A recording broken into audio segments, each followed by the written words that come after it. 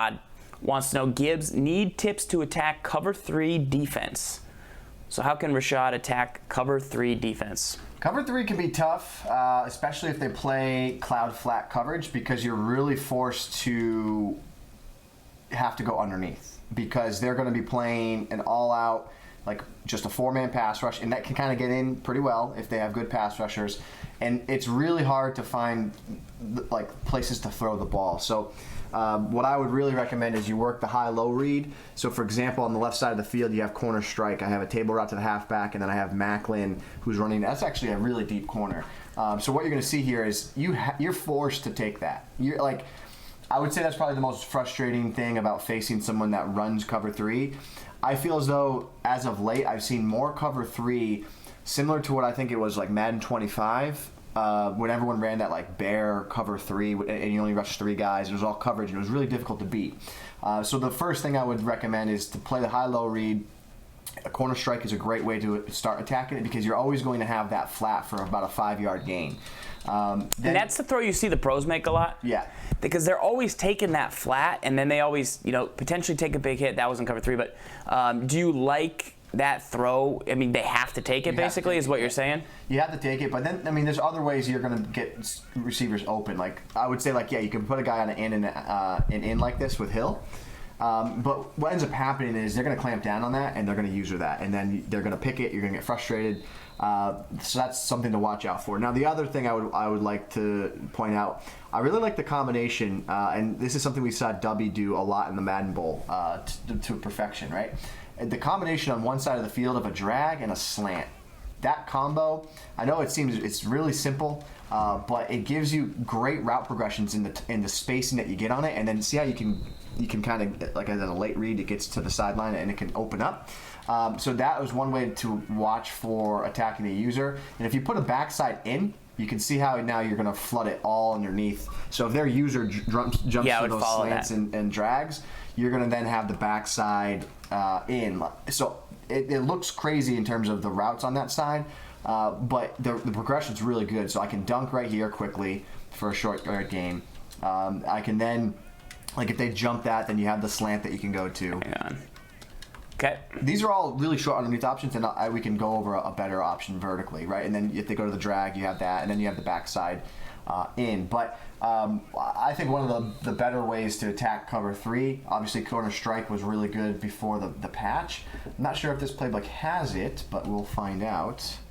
We want to look for that deep corner pattern, the curl flat that was in the gun bunch tight end. It's only in a couple gun bunches.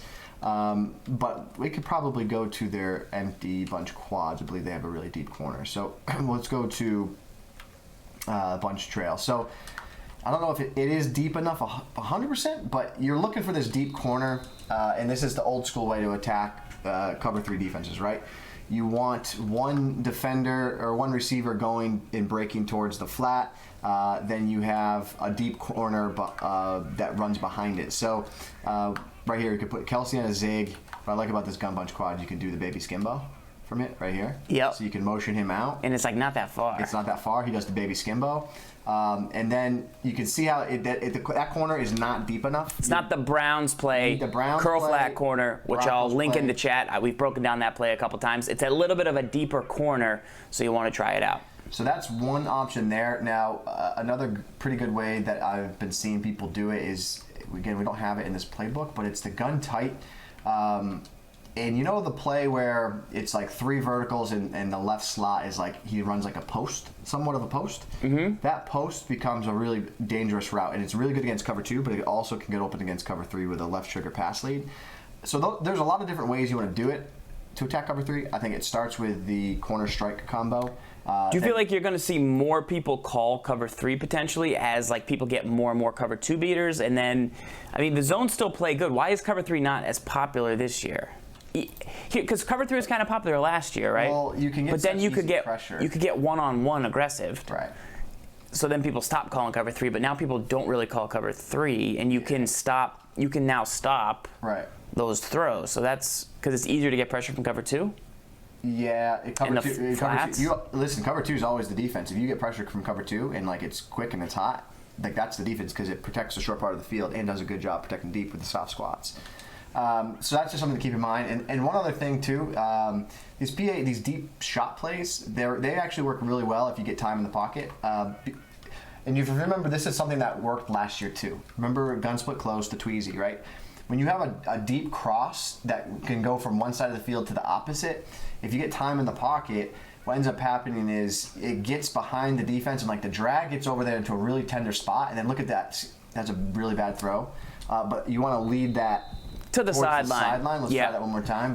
That route would break a little bit more towards like the 30 instead of the 20 if it was ideal. Route. Yeah. It's not the best route, but like right there, so that's that's another good long-term strategy. Okay, how do I want to attack a cover 3? It's like that delayed cross-field throw, and it's really any route that you can get like a deep crosser. Like even this Conley route, right? For example, like everyone knows that that's a good way to attack it, like a one and done play, right? Yeah. But it's like the Z-spot route. But if I smart route it because I want to go a little bit quicker, it's going to break in a little bit different area of the field. But like you need time, and then see how it gets to that part of the field where the zones, they don't pay attention because there's like nothing in their area, so they clamp down and they start paying attention to that underneath drag. So like I'm putting Kelsey on this drag here, so the zones are going to pay attention to that, and this is going to get behind it. And then when it gets behind it, you just dunk it in right into that tender area. So that's another great way. It's like, but it's delayed. You need time in the pocket. You need to be methodical. You can't force it because if your opponent sits on it, you're in trouble, and then you have no other reads to go to. So like you need to set this up, right? You need to run this play. You need to throw to Kelsey. You need to throw to Conley. You need to get the ball out quick, and then you hit them when they're not expecting it. Excellent answer. That's some good ways to beat cover 3. Don't overthink it, but certainly you want to attack. When you get cover 3, you want to take a shot deep downfield if you can get the time in the pocket, because that's the best coverage to beat deep, for sure. All right, let's take a look here on This Week in Madden, show 226 at our next mailbag question.